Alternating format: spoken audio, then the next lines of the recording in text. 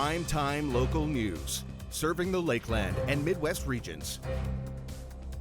Good evening. I'm Shelby Clark with Primetime Local News. Thanks for joining us. New restrictions are in effect as of today as the province tries to slow down the spread of COVID-19. The mandatory mask requirement in indoor public places has now expanded to any community over 5,000 people in communities surrounding Saskatoon, Regina, and Prince Albert. Alcohol service must stop by 10 p.m. at any bar or restaurant in the province with no exceptions. And fitness facilities will be further limited in class size with further spacing required. Premier Scott Moe warned on social media further restrictions are being considered. There are 181 new cases of COVID in Saskatchewan. 13 of those new cases are in the Northwest Zone. The Northwest 2 subzone, which is the immediate Lloydminster area, has 3 new cases and a total of 45 active cases. There are 1,928 active cases in the province. 68 people are in hospital, including 3 in our zone.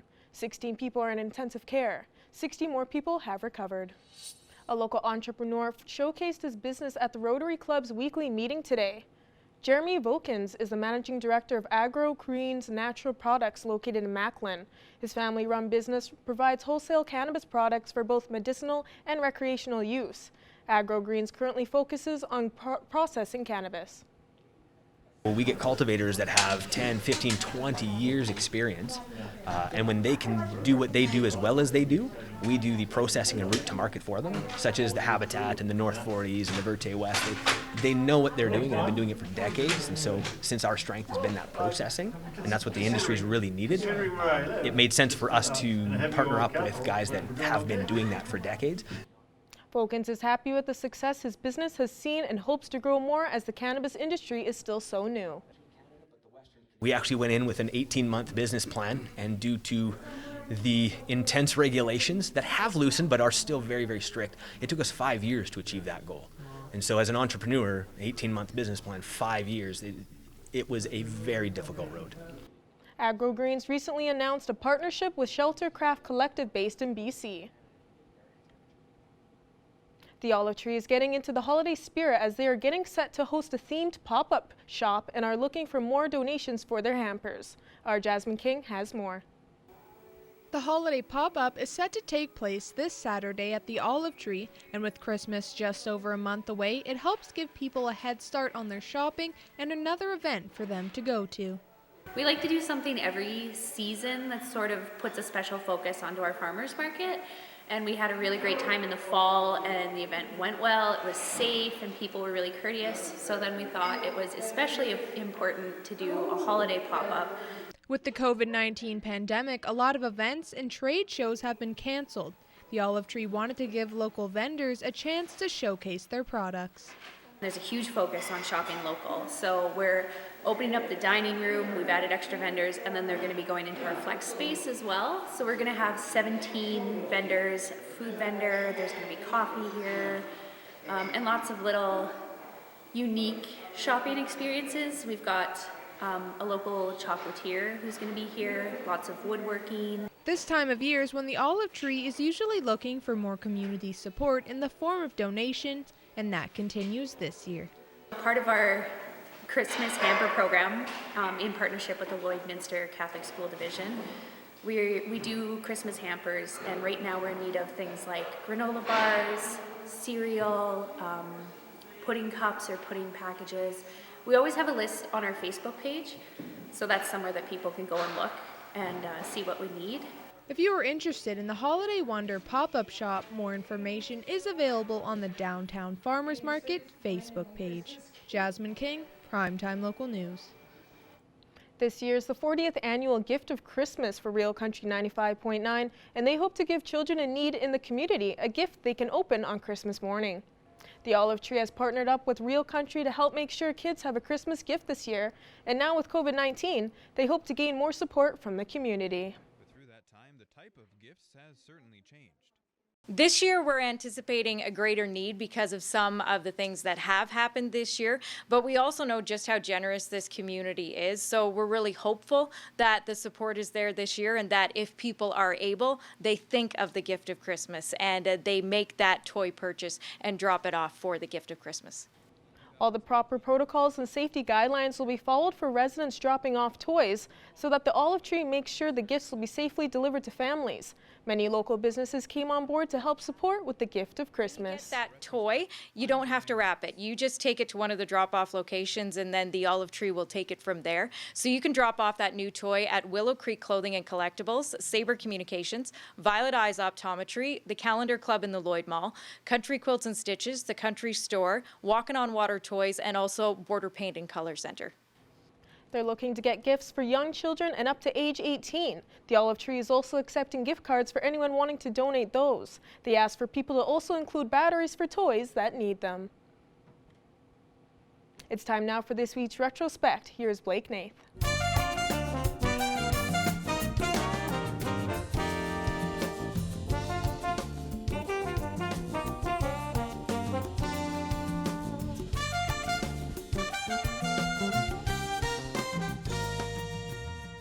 This week in retrospect. Back in '95, the local Fish and Game Association collects hides from hunters to pay for habitat protection. The program is called the Big Game Hide Collection, and according to a member of the Beaver River Fish and Game Association, they expect to collect quite a few hides this year. More than we ever have. Definitely, there's word out now and people are on the draw system, and Alberta Fish and Game realizes that there's going to be a greater harvest of animals this year. Years ago, hunters used to have their hides processed, but according to Mitch Sylvester, there's one main reason it's not done much anymore. It's too expensive to do, probably, and most of the hunters just leave them in the bush. So they don't end up doing anything with them, so they go to waste.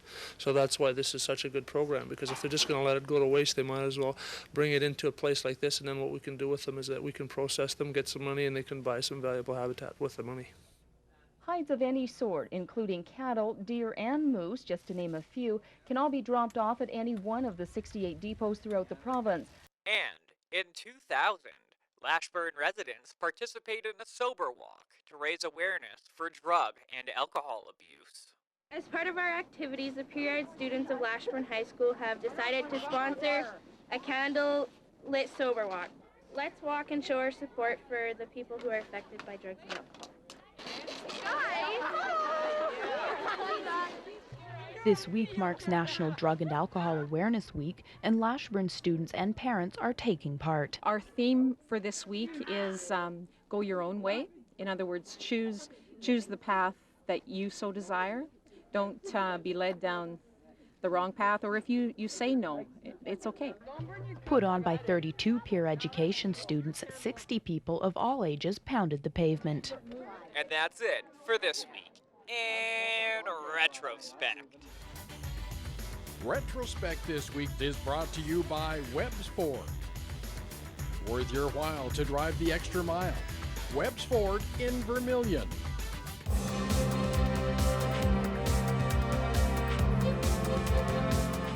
The NBA is back, not necessarily back on the court, but back with action in other ways. Evan Kenny and Eric Bay break it down. Lots of busy news to talk about in the NBA. Joining me today to break it all down is Eric Bay. Eric, thank you for joining me. Yeah, for sure. Obviously, a lot of stuff happening right now trying to get that season off the ground. Yeah, it is today that teams are allowed to start making trades, but let's just go back a little bit. Last week, the NBA announced what their potential schedule could look like, and it will be starting on December 22nd, a 72-game schedule. I guess just first of all, Eric, what are your initial thoughts on this? Yeah, obviously it's pretty ambitious. I don't think anybody, obviously, this has been a fluid situation, but I don't think anybody thought that any season, whether it was hockey or basketball, would start before the new year. And again, obviously it's very condensed. We're going to be talking draft, obviously, this week. Free agency starts at the beginning of December, and then you're going to start a season less than 3 weeks later. So it's pretty interesting to see how this will all play out, and especially, too, with the fact that it is around the holidays. You mentioned December 22nd.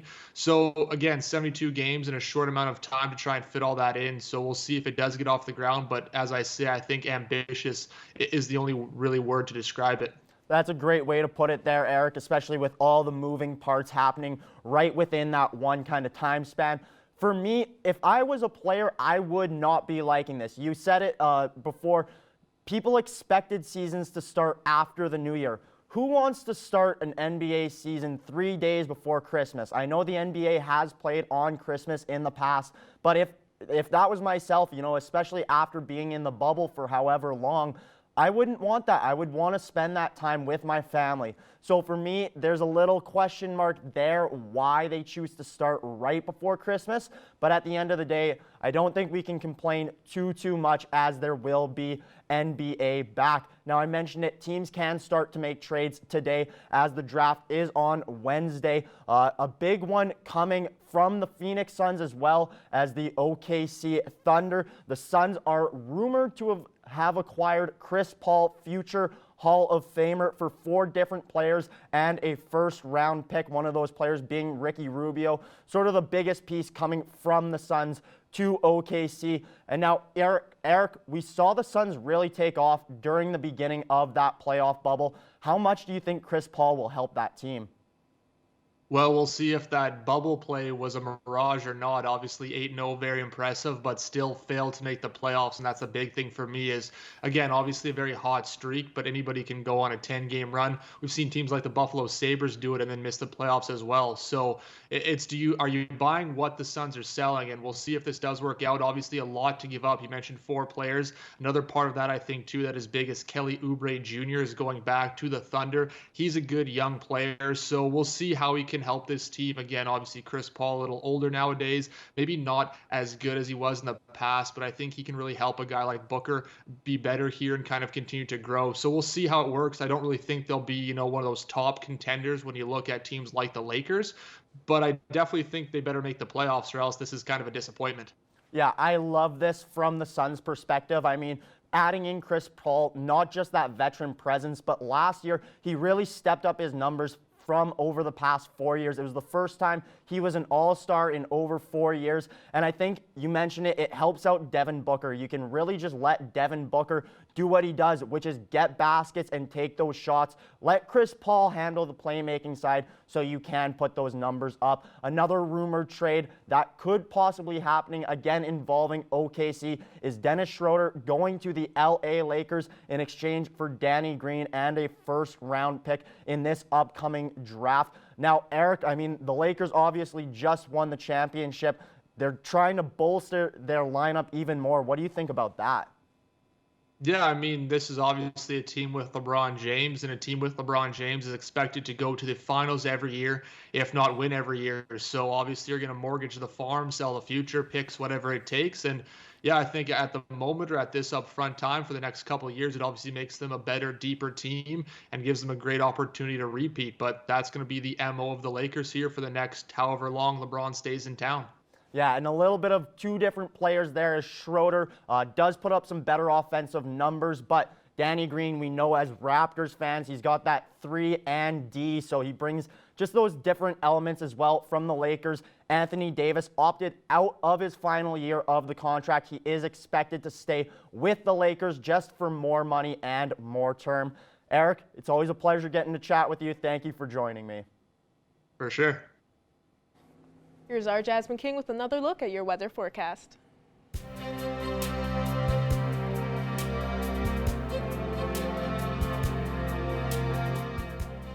Thanks, Shelby. Taking a look at our current forecast here in the Lloydminster region, we still are sitting at -8 degrees, and we are seeing a lot of -7s around the area, including Edmonton, Athabasca, North Battleford, and Meadow Lake. And Prince Albert is sitting at -6 degrees, with Melfort at -8. Now, if we look a little bit higher, that is where we are seeing colder temperatures in the double-digit minuses.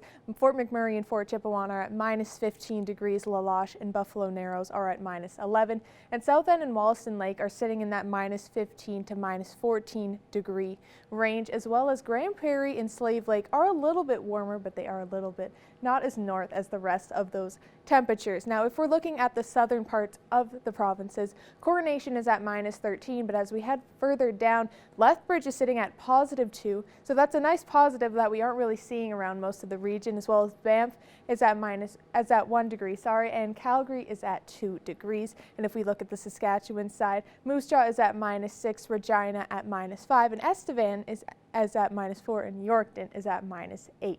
Now, if we're looking nationally, we can see that the eastern part of the country is a little bit warmer, as they aren't seeing minuses just yet. Quebec City at 4 degrees, Toronto at 6, Halifax is at 6. Even later in the night, they are seeing that higher degree range. Now, as we look at the west coast, Vancouver is also at a higher degree at 7 with a little bit of rain. Edmonton at -7, and then in the territories, Yellowknife at -14 degrees and Whitehorse at -13. Now, if we look tomorrow around the region, we are going to be getting a little bit warmer than we did see today, with most of the region sitting around that -4 degree range, but we are seeing that some of the places around the area are in the positives, including Provost and Macklin at 2 degrees and Wainwright at 1 degree.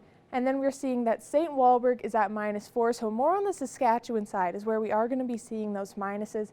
Meadow Lake and Green Lake at -7 degrees. Now, as we look at your 7-day forecast, again, we are going to be seeing -4 here in Lloydminster. And then as we head further on into the week is where we are going to be seeing bigger chances that we will be seeing some snow. So there is around a 30% chance tomorrow here, but as we head further on, there is a close to an 80% chance on both Wednesday and Thursday that we will be seeing snow. And after Wednesday, we will be getting colder, but we will be seeing Thursday and Friday at -12 degrees, but we still will be seeing a little bit of that sun on Friday.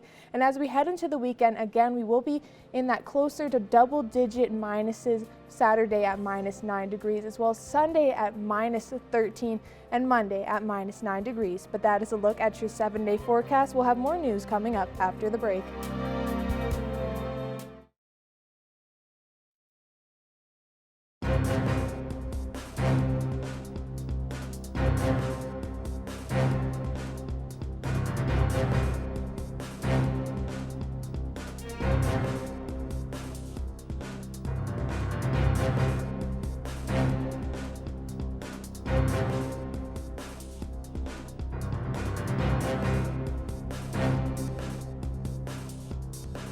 This past Saturday, November 14th, was World Diabetes Day as well. The month of November as a whole is Diabetes Awareness Month. So in honor of that, I'm pleased to be joined today by a member of the Humboldt Broncos 2018 bus crash, as well a member of the current York University Lions men's hockey team, Caleb Dahlgren. Caleb, it's an honor to have you on. Thank you very much for taking this time.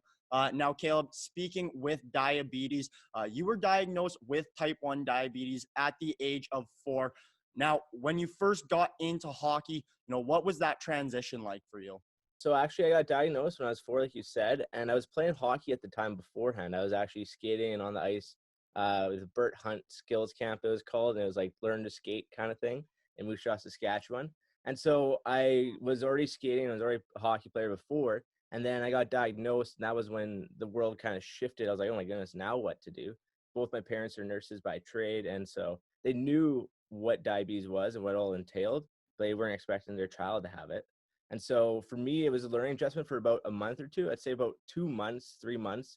It was just strictly learning adjustment. So I had to stop playing hockey. I had to stop doing all the fun stuff I love to do, and just focus on my diabetes and learning how to control it with myself and my family. And so most of the time, my parents actually were the go-to people for it. They helped me out a tremendous amount with my diabetes, especially from young child on to, I guess, adolescence age. But my first experience was actually my 4th birthday. So believe it or not, I just got diagnosed like just before I turned 4. So my 4th birthday is coming up here. And I was able to rent out the Crush Can in Moose Jaw, Saskatchewan. I don't know if you know the arena. And it was like the coolest place. So that was where the Moose Jaw Warriors played in WHL. And we rented the whole arena, and we got all of my Learn to Skate friends and myself out there, and had like a little introduction for every player that went on the ice. And there was lights, smoke machine, and music going. My mom was on the bench, so I was able to like actually have support there. My dad was a PA announcer. We made this like the biggest birthday yet. And also like kind of conquer diabetes. That was the first time we conquered it, was on my birthday. Now, being so young and being that little bit different in the dressing room, did you ever experience troubles with other kids? I did always come across some troubles. I was really open about it too. And I think that was a good thing in a sense and a bad thing in a sense too, because when you're open about it, you're acceptant of your diabetes and you embrace it. But also a lot of people then come and ask you stuff or like point out things. So it's a give and go kind of thing. But for me, I was always open and embraced it. In elementary school, I guess even in kindergarten, I was the only child with a cell phone. And so I'd call my parents with my blood sugars at lunch, and then they'd tell me what to do. And in grade 1, I was able to actually like know what I was supposed to do with my blood sugars and if I was high or low, what to eat, what not to eat. So I still would call in the odd time, but it wasn't as bad. But when I was doing my own finger post, that was when people like would really try to question stuff and come at me and ask some things. And so for my first year in kindergarten, I'd always go like for 5 minutes and go with our teacher and do my poke with her. So she was able to make sure. And then in grade 1, I was actually moved to Saskatoon. So it was a new atmosphere, new friends, new life. And everyone had to readjust to my diabetes again. So it kind of made it a fun thing though. It was more of this is a fun type of diabetic thing. Like, let's guess my blood sugar today. So I checked my blood sugar and there'd be people around me guessing it. And so the closest one got like one little gummy worm. And that was it. So like we tried to make it a fun experience, but there's definitely a lot of pushback from some hockey coaches that didn't really have, I guess, awareness or knowledge of the disease. And so for me growing up, I had like a couple coaches say, hey, like, I think you should maybe stop playing hockey, try to take up like a less intensive sport, like maybe bowling or something else. And he literally suggested bowling. I started laughing. I was like, I'm not gonna be a bowler. I'm sorry. For all those of you that love bowling, I'm a big bowling person, but I just couldn't play it as a sport. And so I was like, no, I'm sticking to hockey. Like, it's all good. I just got to control my diabetes and not let it affect me. And so that was definitely some pushback from coaches. And then also some instances like growing up, I was in the bathroom giving myself a needle because this was about, I'd say, grade 4 or so at lunch to give myself a needle. And this one child walked in the bathroom and saw it and freaked out and ran out of the bathroom and like started telling the teacher on me, saying like he's doing something in the bathroom, and he's giving him a needle, and like the whole ruckus of our whole grade went up. And it was like kind of the first time that I experienced like, wow, okay, I guess I am like quite different. Like this is hard for people to see sometimes. So I always had to hide in the bathroom stall, give myself needles. And it's not a fun thing going in the bathroom stall while all your friends are out playing football at recess or soccer, but it's something that you have to do. You have to accept it. Now, just to touch on that, you say that coaches brought up you might not be able to make it in a sport like hockey. How much did role models like, Bobby Clark, maybe Max Domi a little later on, and then if we look at football, somebody like John Chick, former Saskatchewan Rough Rider, how much did those kind of people help bring you up? So actually for me growing up, I really didn't have that much of a person to look up to. Like you said, Bobby Clark, his time was a little bit before we were around. And so I knew of him, but I haven't like actually watched him play. And YouTube wasn't even around at the time. So I couldn't even like check out a YouTube click and see Bobby Clark play. But for me, it was hard for that aspect because I didn't really know anyone who had it growing up. And I had like one classmate in Saskatoon and one person I played with in Saskatoon that had diabetes, but the rest I didn't really meet many diabetics. I didn't go out to diabetic camps either because I was playing summer hockey. And so those camps would conflict with summer hockey on the weekends. So I never really did go to diabetic camps. I never really exposed myself to the diabetic community. And so I did feel a little bit alone in the sense of role models to look up to. And as I got older, though, I was able to kind of pave my own path and want to be that mentor for little children. But like you said, Max Domi and I are only 2 years apart. So we were kind of going through the same struggles. And then John Chick was another one that was more of an influence for me. He was a little bit older and he was a little bit more in his prime when I was around 14 to 18. So that was definitely a positive influence for sure. This was part 1 of the Caleb Dahlgren series. We'll have more later on and tomorrow.